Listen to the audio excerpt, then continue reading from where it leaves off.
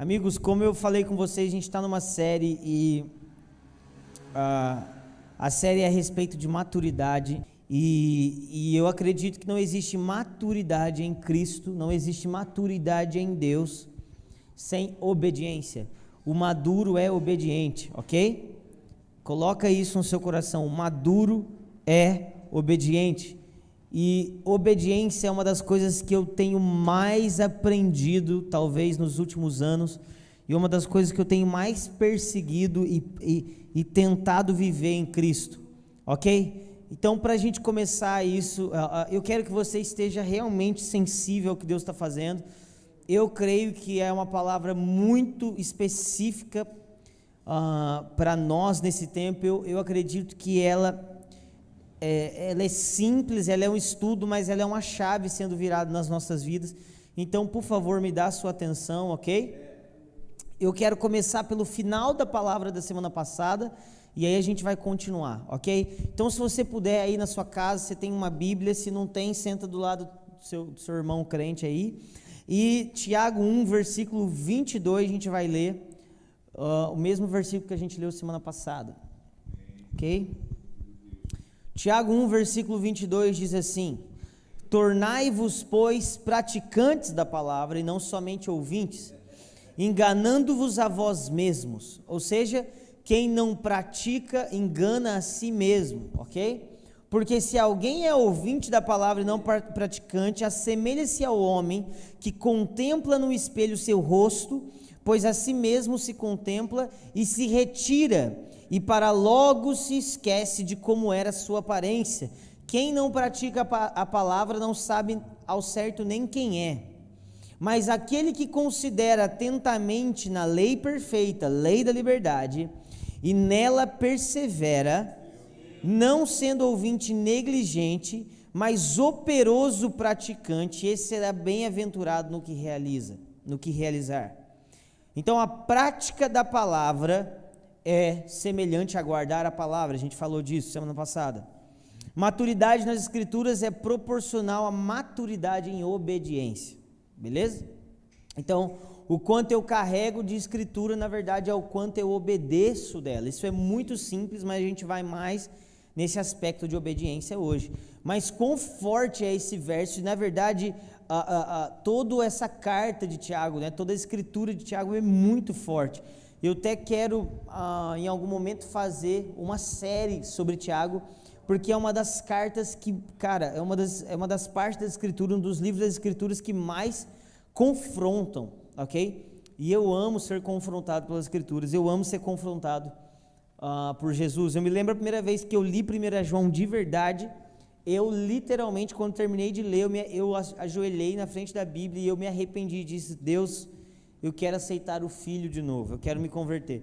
Eu amo ter esses momentos com as escrituras, ok? A palavra de Deus.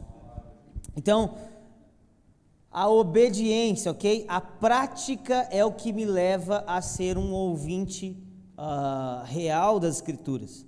Amém ou não? Sim. Amém. Agora, presta atenção que vamos começar a destrinchar mais a obediência. Eu quero que você guarde isso no seu coração. Diga assim comigo: a obediência leva ao entendimento. Vamos falar de novo. A obediência leva ao entendimento. Ok? Muitas vezes a gente vai receber uma diretriz de Deus, ou a gente vai receber uma ordenança de Deus, e nós não entendemos essa ordenança e não entendemos essa diretriz. Ok? No entanto, Bonhoeffer diz no seu livro Discipulado que se a gente vira para alguém e diz assim: você é salvo ou você vive pela fé, presta atenção, hein? Presta atenção. Você vive pela fé e pela fé somente. Isso é uma frase errada? Não, não é errada, porque de fato o justo viverá pela fé. Mas se eu viro para alguém sem contexto das escrituras completa e digo: você vive apenas pela fé, essa pessoa pode cair numa vida de hipergraça. Por quê? Porque ele não precisa de mais nada além de fé, ok? Ele só crê e não precisa fazer mais nada. Amém?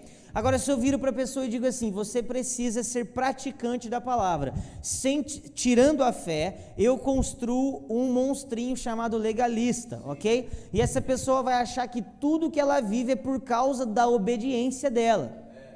Amém ou não? Amém. Então, a palavra nos apresenta a junção dessas duas coisas. No entanto, irmãos, Bonhoeffer diz o seguinte, a verdadeira obediência às Escrituras vai te levar a uma vida de fé. Então, mesmo que você não tenha a fé que você deseja, obedeça até tê-la. É verdade. Quem começa apenas... Quem está entendendo o que eu estou falando?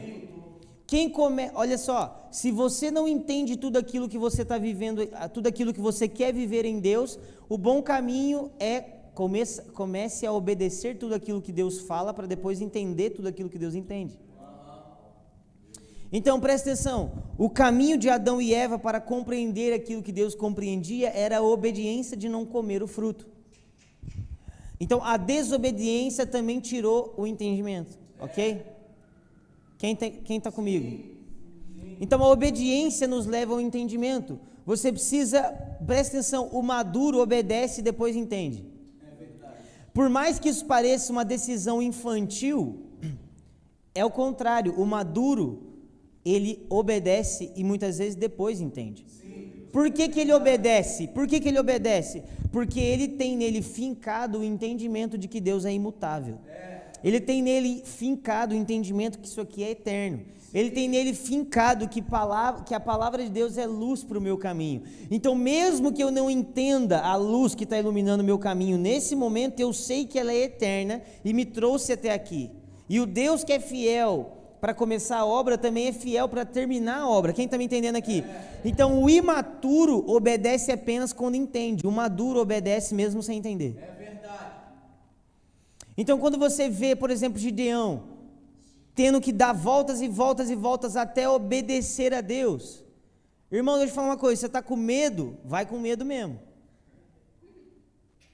A vida do maduro é essa. Ai, mas eu não sei se eu faço. Faz, depois sabe se você faz ou não. Quem está me entendendo aqui? Por mais que pareça infantil isso aos olhos humanos, porque o secularismo, eu não estou falando de você não assistir televisão, amém? Mas o secularismo é o modo de pensar deste mundo, ok? O secularismo nos ensina o quê? Que o maduro é aquele que não toma decisão sem entender tudo, ok? Mas a maturidade de fé, segundo as Escrituras, nos ensinam que o maduro é aquele que toma a decisão confiando que Deus é Deus. Talvez ele não, por isso que as Escrituras dizem, quão altos são os seus caminhos e os seus juízos. Quem compreende a mente de Deus, ok? Se a gente esperar compreender para obedecer, nós não seremos obedientes. Sim.